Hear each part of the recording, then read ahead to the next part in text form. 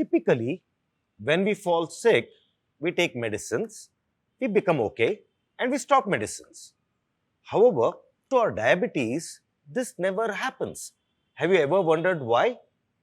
Well, you know that the medicines that we take for diabetes are only helping with the symptoms of, let's say, high levels of glucose or sugar. They are not solving for the underlying root cause. However, what you might not know is inadvertently, some of the medicines we take while helping with the symptom might actually be making our root cause worse. So let's take the time today to analyze and understand the various class of diabetic medicines that are available and that we are taking, and see which of them are okay to have, which of them might be, without us knowing it, harming our underlying metabolism, etc. And it might be an interesting exercise as we go through this for you to benchmark and see what medicines you are on and which category do they fall into, etc. We've tried to analyze various classes of medicines that are available for diabetes. And what we've tried to do is bucket them into three sections. One, the classes of medicines to avoid. Two, the classes of medicine that it's okay for us to use. And three, the classes of medicines that we should adopt. Now, you may wonder, why am I saying this? But you will understand as I go forward. So if you take a look, there is three classes that I want to cover first. One is insulin that we inject, short acting, long acting, etc. Second is a class of drugs called sulfonylureas, which includes the like of a glimepiride, glycoside, etc. The third is a class of drug that doesn't get prescribed very often called TZDs. Now, all of these for us fall under the avoid bucket. And the reason I say that is, if you realize and see how they work, all of them increase the amount of insulin in the body. And we've already learned that higher the insulin, worse off our insulin resistance, which is the root cause of diabetes, gets. So when we take any of these medicines, while it may help symptomatically, the underlying root cause is actually getting worse.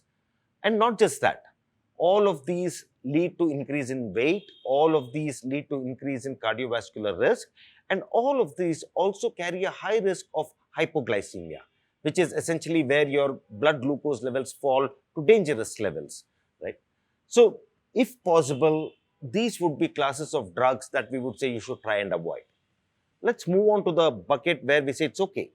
This has two classes of drugs. One is what's called biguanides, and metformin is the most common one. We all know about it.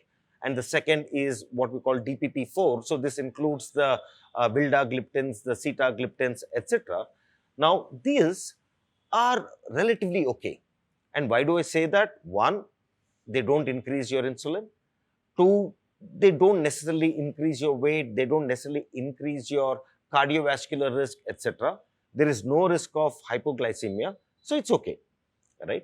And if you take a look at the third bucket, which is what we're calling adopt, essentially this includes something called as GLP-1 analogs. This includes something called as SGLT2 inhibitors, the likes of dapagliflozin or canagliflozin. It includes the like of alpha glucosidase inhibitors, the likes of acarbose. Now, why are we saying you should try to incorporate them in your diabetes medication? Because fundamentally, all of them work in reducing the amount of insulin in the body, which is helpful. All of them help you reduce weight. All of them reduce your cardiovascular risk. And again, there is no risk of hypoglycemia, right? So if you had a choice of getting the right combination of drugs to manage or control your diabetes, I'd prefer that they include the class of medicines in the okay and adopt, and ideally do not include medicines that are in the avoid. Please note, at some extent, you may need a combination of all of these, and there's no escaping that. But yet, if you have a choice, this is what we suggest that you try to follow.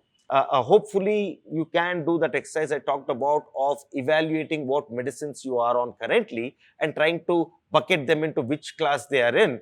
And if possible, I would say you may want to have them relooked and titrated to meet the requirements that we told you about the 3 buckets. And one thing I'd like to suggest, I know the various medicines you're taking could be across each of these classes. You could always get a consult done with a doctor who's going to take a look at your current class and try to advise what the right combination would be to help you control and manage better without worsening the underlying root cause. Now, that being said, all of these medicines will help you with the symptom of reducing your glucose levels, period. However, please note, none of them is going to help you improve the underlying root cause of insulin resistance. And like I said, some will make it worse. So, I would urge you to use medicines purely from a management and control perspective. But if you really want to fix the underlying root cause and take a shot at controlling your diabetes and improving your diabetes, medicines are not the answer. There is a solution, and that will help you improve your underlying diabetes, but that will come in a later section.